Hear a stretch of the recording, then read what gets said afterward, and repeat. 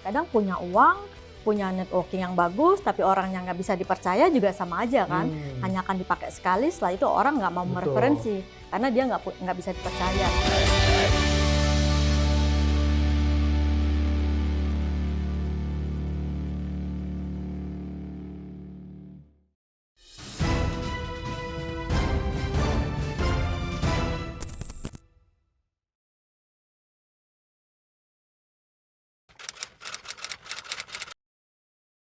Karena sebenarnya untuk memulai bisnis event organizer itu tidak terlalu memerlukan modal yang cukup besar. Tapi tetap perlu modal ya? Tapi tetap perlu modal. Dan nggak selalu hanya uang ya? Dan nggak selalu hanya uang, karena yang pasti networking tadi, klien, dan kepercayaan. Kadang punya uang, punya networking yang bagus, tapi orang yang nggak bisa dipercaya juga sama aja kan. Hanya akan dipakai sekali, setelah itu orang nggak mau mereferensi karena dia nggak bisa dipercaya. Misalnya tidak sesuai dengan MOU-nya, atau dia juga melakukan delay pembayaran, itu otomatis sebenarnya akan terdengar sama kliennya gitu. Karena itu juga berdasarkan pengalaman, saya sering ditelepon, Bu, kenal sama ini ya? Oh ya, kenapa Pak? Iya, kemarin saya pakai dia, tapi ternyata dia nggak bayar ke vendor-vendornya gitu kan. Itu sampai orang mengkonfirmasi ke saya gitu. Jadi kenapa konfirmasi? Ibu kayaknya pengawas besar IO bukan, Bu? Enggak juga. Enggak juga. Besar. Tapi karena dia kenal saya. Oh, karena gitu. udah enak ngobrolnya, pengen tahu nih, curhat lah Bu ya. Karena kan kadang suka diasosiasikan dengan Facebook. Oh, ternyata temannya kenal sama Bu Cici. Karena ngeliat orangnya dianggap udah kenal aja ya, bahaya juga ya. Atau misalnya pernah di satu event bareng gitu kan, seperti itu sih. Gitu. Nah, ini seru banget kalau ngomong event organizer itu kan Ibu tadi ada training company ya kan, terus kemudian tadi ada kita bisa mulai lagi dari apa tuh? Bazar ya. Fashion nah, show. Kalau skalanya Ibu paling gede itu pernah ngerjain apa, Bu? Paling besar? Skala event. Kalau skala event itu saya pernah melakukan kegiatan pertama kali ulang tahun OJK, tahun pertama itu kalau nggak salah 2013. Itu event perdananya kita, dia bikin jalan santai dan lomba masak besar. Karena 2013 itu kurang lebih pesertanya waktu itu berapa ya? Dengan keluarga sih ya, hampir 2000-an. Gitu. Dan itu di Jakarta? Di Jakarta, di kantor pusatnya dia di kementerian, gitu di Gedung Sumitro. Jadi waktu itu OJK baru aja berdiri 1 tahun, dia merayakan 1 tahunnya mereka.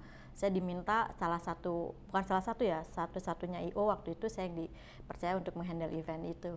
Nah, untuk 2.000 orang itu kan jumlahnya cukup banyak dan pasti speknya saya dengar tadi ada masak lagi. Iya, masak-masak. Berarti karena Ibu yang beli bumbu segala bahan? Iya. Karena waktu itu lagi musim masak besar loh di studio di TV kan, masak besar, makan besar gitu kan. Nah, jadi kita terinspirasi dari program itu, seru kali ya. Mereka nih bapak-bapaknya suruh masak satu tim gitu kan, beberapa macam masakan yang beda-beda nanti kita kompetisikan dan mereka cukup enjoy banget dan itu buat mereka memorable banget. Jarang banget kan di kantor suasananya, terus tiba-tiba kita masak. Ada kita siapin juga semua. Iya, dengan keluarga. Dan itu kita siapin semuanya sampai kita kerjasama sama catering, karena kita kan nggak mungkin seorang perusahaan IO punya panci gede, punya kenceng gede atau rice cooker banyak, nggak. Jadi kita kerjasama sama catering untuk menyiapkan sejumlah kebutuhan kita, kayak misalnya pancinya, terus penggorengannya, kompornya, juga ya? gasnya, meja-mejanya. Enggak, kalau beli kan belum tentu dipakai lagi juga kan. Kadang kan OJK punya kompor ya, Bu? Benar. Kadang kan kita IO tuh hanya mengkonsep gitu kan, nggak harus punya barangnya, ya mengorganize kan. Jadi kita bisa berpartner dengan cateringnya gitu kan. Seru banget waktu itu dan itu lumayan cukup besar. 1 hari acaranya, Bu? Sebenarnya eventnya itu dibagi 2 kali event. Pertama kita jalan-jalan santai dulu, baru besoknya kita lomba masak gitu.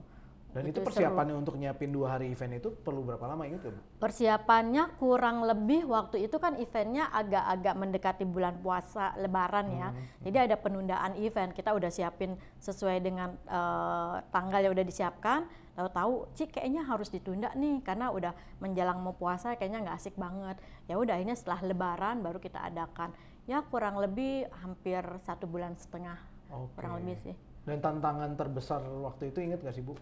Tantangan terbesar waktu itu karena dia pengennya cepat direalisasikan, sementara kita ada produksian kayak kaos, training, karena kan jalan santai ya, ada kaos, training, waktu itu topi juga, terus dia punya kita punya door prize atau gift-nya itu zaman dulu tuh musimnya bukan USB ya, power bank gitu kan. Dapat beberapa. Nah itu kan kita harus emboss tuh sesuai logo dan segala macam. Itu benar-benar kejar target deadline-nya aja gitu kan. Karena kaos dengan 2.000 orang gitu kan, kita juga harus perlu partner production yang cukup bagus, kualitasnya yang bagus dan sesuai desain, terus bahan dan segala macam.